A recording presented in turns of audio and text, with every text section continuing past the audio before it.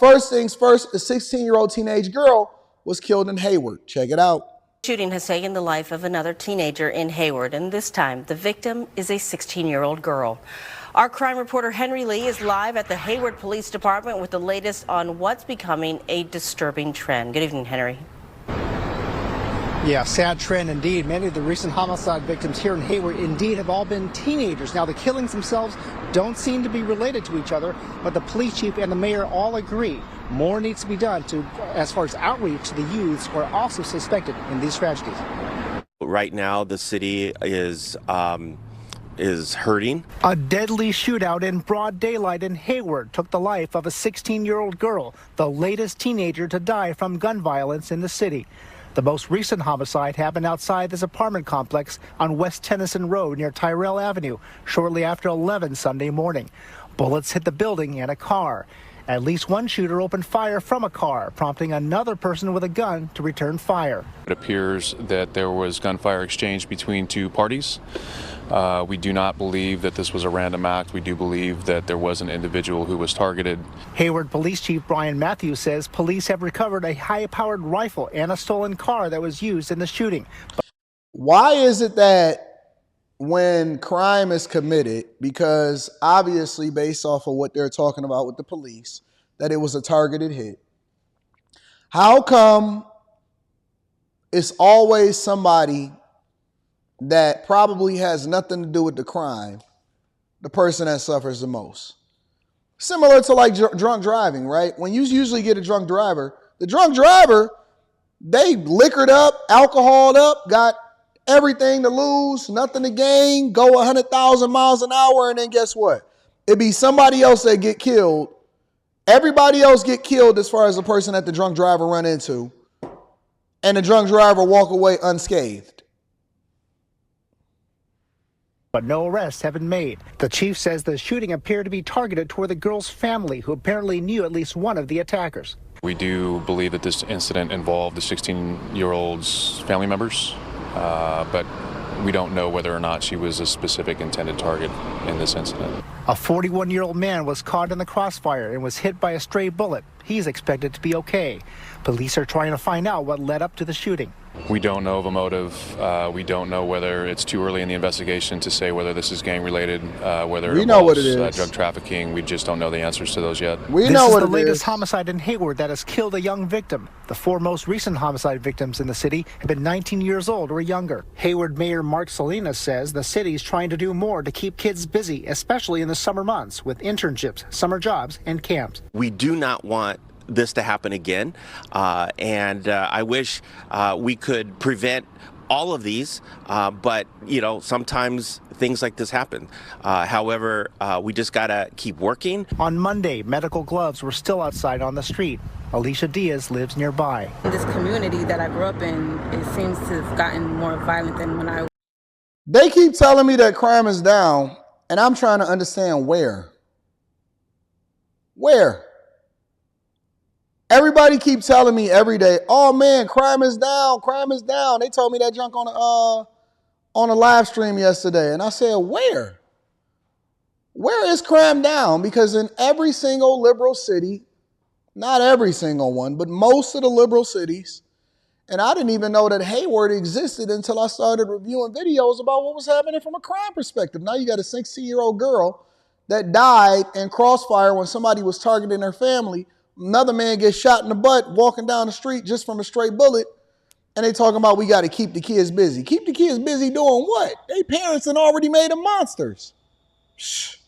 Anyways, outside of Hayward, ladies and gentlemen, an auto theft ring was taken down in Texas. Check it out. Our big story here at 10, authorities have taken down one of the largest auto theft rings ever in North Texas. Yeah, we got 7 men in all arrested, multi-million-dollar international operation. We're told that authorities believe involved hundreds of stolen vehicles right here in DFW. J.D. Miles with the story you'll only see here on CBS News Texas. These are some of the stolen luxury vehicles seized by North Texas authorities back in March during multiple SWAT raids in Garland and Dallas. A total of 7 men were arrested during an investigation Grapevine police say started last November. Look at the culprits. I want y'all to take it in consideration, the culprits. Look at the culprits. All young men throwing their lives away and all working in concert with each other. You see how we come together when it comes to crime, but we don't want to come together when it comes to making sure that we do the things that's best for the community? They were stealing everything. They made a whole career out of stealing everything. You know what this does? This raises your insurance rates. While examining security camera videos of a car theft in the parking lot of Grapevine Mills Mall. So our crime analyst saw a vehicle and said, I think that's the vehicle from another one. And after a lot of hours of investigation, they were able to identify a suspect vehicle. And from there, it just snowballed and their investigation went wide open. Police were able to recover enough visual and physical evidence from a single theft that successfully tied this crew to $5 to $10 million in stolen vehicles from within the city of Grapevine. So when you see these guys that's out here tricking on y'all and they say, yeah, man, because I ain't never been in when these girls say, y'all, I ain't never been in a relationship where a man ain't got it. That's because he don't care about it because he getting it so fast. They got $5 to $10 million worth of stolen vehicles. Y'all be thinking, man, how is these young guys out here getting it? How is these young guys out here running up a back? They just be out here throwing the money, tricking it off, buying chains. This is how. It's because they're criminals. They're criminals. Grapevine alone. I know that we've had at least 200 vehicles confirmed to be linked to this group. I think we believe Probably there are way more, but more, that's what we triple. can prove. Dozens of other vehicle thefts from not just Grapevine, but also Euless, Irving, Dallas, Grand Prairie, Addison, and Garland were also linked to the suspects using sophisticated tracking technology and license plate readers. Once police identified one of the suspects. Many of the vehicles targeted by the group were Camaros, Challengers, Chargers, Cherokees, and Corvettes. All outside of the Corvette, all of these is the Hustler starter pack cars.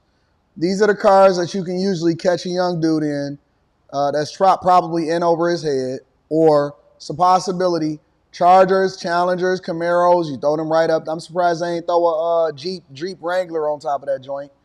But they all getting the stuff that they can take straight to the chop shop in order to get it knocked down. Authorities say Jose Ramon Perez posted videos of high-end stolen vehicles on social media from inside his garage, days before a SWAT raid on his Garland home, where police had evidence that he may own a Tiger, which he keeps at his residence. Police didn't find a Tiger, but towed away 2 high-end vehicles, GPS trackers, and a gun.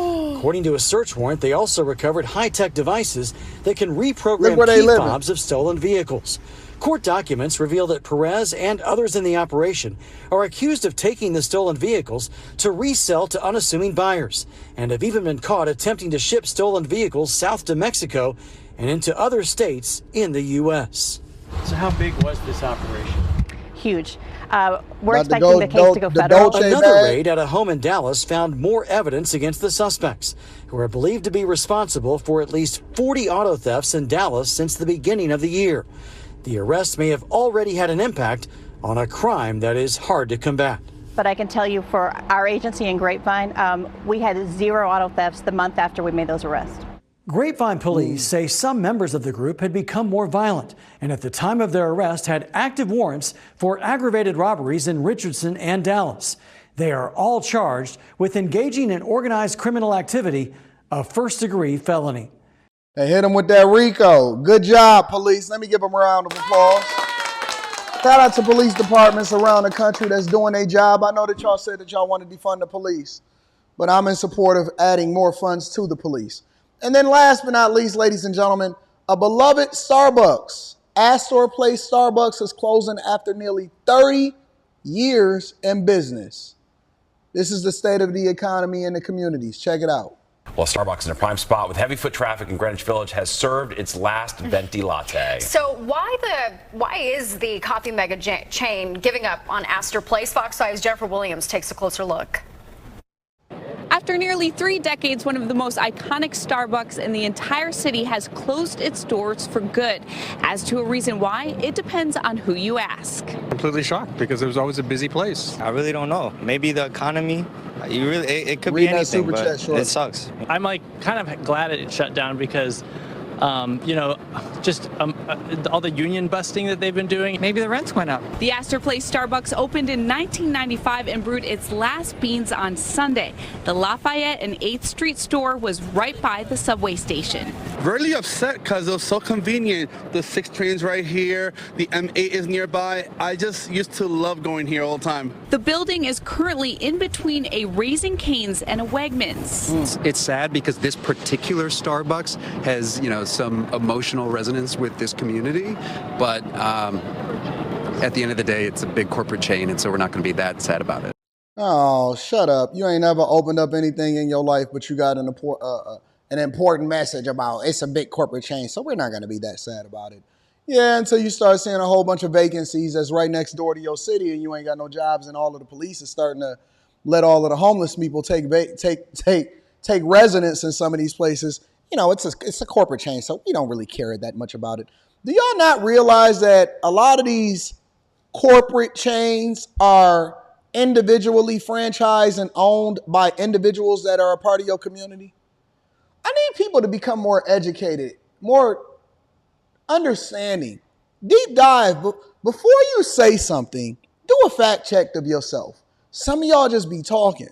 Don't you know that some of these fast food restaurants that people put a whole bunch of money into, hundreds and millions of dollars into, and these Starbucks chains and all of these, most of these things are not corporate owned. Some of them are corporate stores. Most of them are franchised, and they're owned by people that pay a franchise fee as well as a fee that's associated with every sale of whatever item that they got selling to you. So y'all got to get educated before y'all just become liberals and Kamala Harris supporters and voters. Sort of coming toe-to-toe with how much people are willing to be extorted in rent. Frances Katzen is with the Katzen team at Douglas Elliman. It's sort of like the landlords are looking for these bigger companies to subsidize the delta of what they're not getting from their standard vendors in this location. And I think they've reached their limit. Starbucks did not confirm the closure was a result of a rent hike, but a spokesperson provided Fox 5 with a statement saying, quote, "We're honored that our Astor Place store has been part of the East Village community for almost 30 years. We take pride in the place Starbucks holds in the hearts of both our customers and our partners. We do not take the decision to close stores lightly." Everybody in this neighborhood loves the Starbucks. It was like a staple in the spot. Fox 5 reached out to the landlord, ASG Equities, but did not get a response prior to the airing of this piece. A lot of these landlords think that they can pass their additional costs on to whoever it is that's renting from them. And I'm talking about corporate landlords. And so they think that a lot of times that these places is just going to be open forever. But I think that one of the biggest things that you got to consider if you ever deciding to get into the brick and mortar business of opening up a store or boutique and stuff, I'll see them close every day. The two biggest expenses that you're going to have as a business owner is rent and labor. Let me say it again.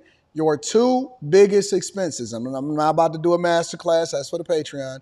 Your two biggest expenses that you're going to have as a business owner is rent and labor.